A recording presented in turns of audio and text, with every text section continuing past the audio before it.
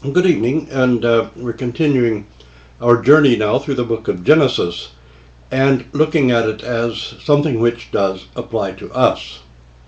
There are some rather difficult passages, of course, in the book of Genesis, and we're not going to touch upon all of them.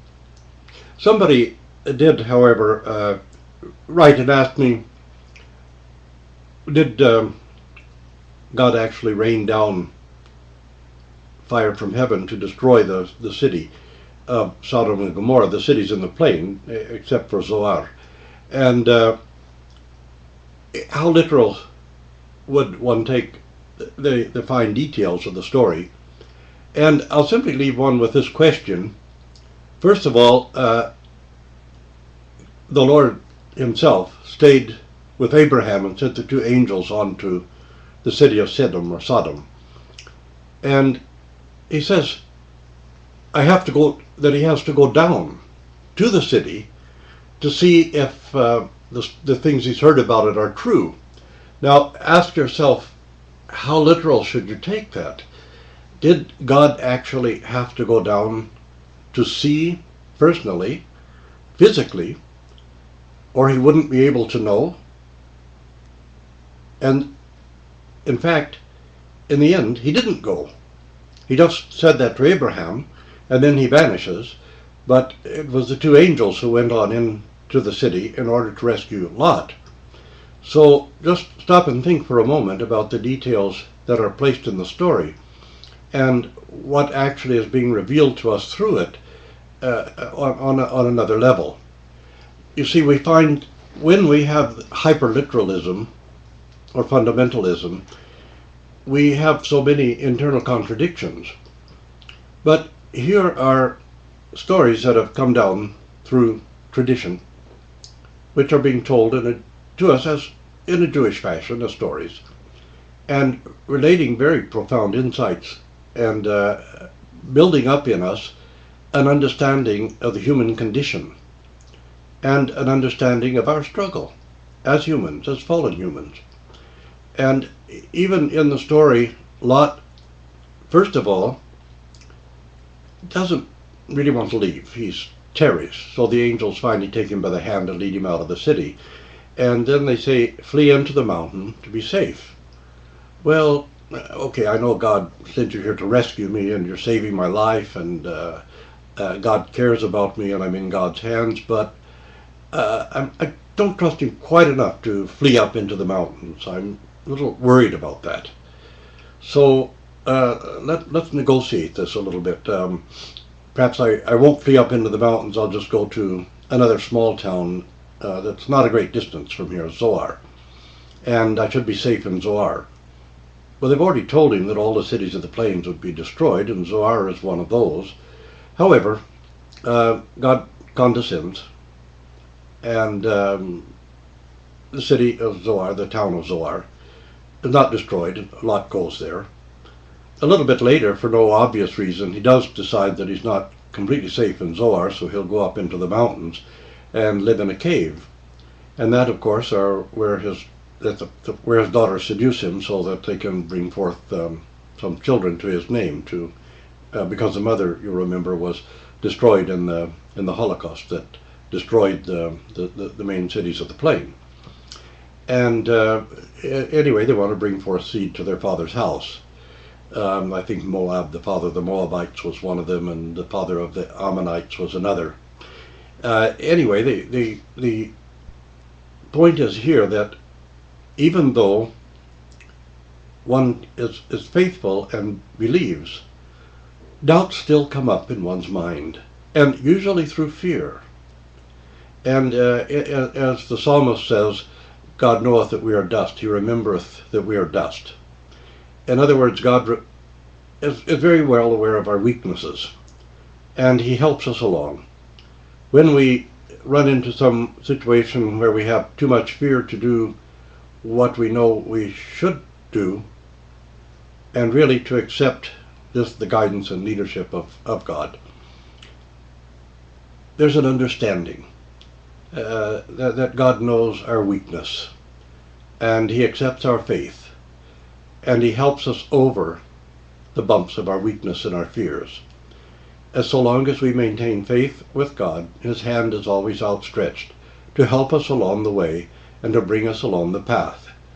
And He will accept. I don't like to use the word tolerate. It's perhaps too condescending. But God accepts the reality of our weaknesses. And He endures us. And still is there for us to help us and to save us. So this problem faced Lot a couple of times along the way to his being delivered from the destruction of Sodom and Gomorrah.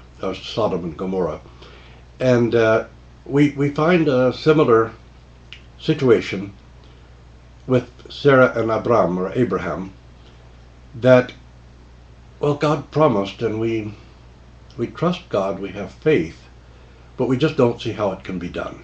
It just seems so beyond us. I mean, how can we bear children at our age?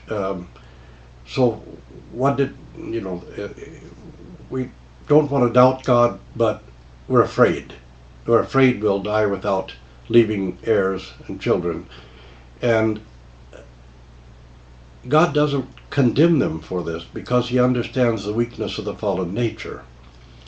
And there's an interesting parallel here too, because in the Garden of Eden, in the creation, God bestowed trust on us. He trusted the first people with something.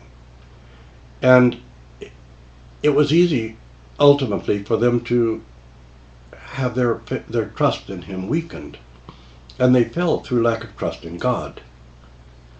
And here we find that even the great Abraham and Sarah are full of faith and belief, but their trust is a little weak because this seems beyond their imagination, beyond their capacity to understand. But God does not condemn them because they can't grasp it and understand it, because it's something bigger than them.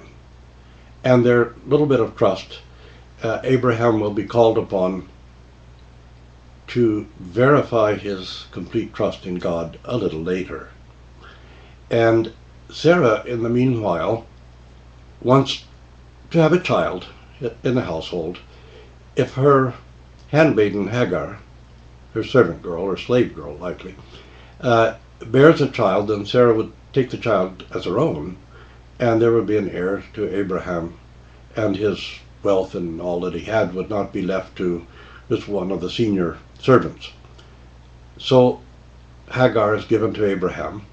He takes her to wife and bears the son Ishmael. But we remember along the way, when Hagar becomes pregnant, she kind of looks down on Sarah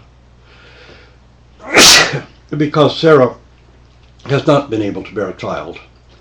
And of course women really felt that a great part of their worth was in bearing children. And so Sarah is envious. And she's also a little hurt that Hagar now despises her, as the King James Version puts it. And so she decides that she's going to send Hagar away. This is before the child is born, into the middle of the desert. And so Hagar's fleeing because Sarah's maltreating her and being rather brutal toward her. And so she goes away into the desert. She wasn't sent away this time, she fled actually. And she comes to a point where God has someone, one of the angels, speak to her to go back into the household and endure Sarah and be loyal. And God is going to bless her and her child as well. And when she turns back, she's standing at a wellspring that becomes called the wellspring of the living one who sees me. I think the King James Version doesn't bother to translate it. It's Bir Lacharoy. Bir Lacharoy. I think in the King James Version it's didn't know quite how to translate it, I think. But we'll find this is a very important point, though, to remember that this is the wellspring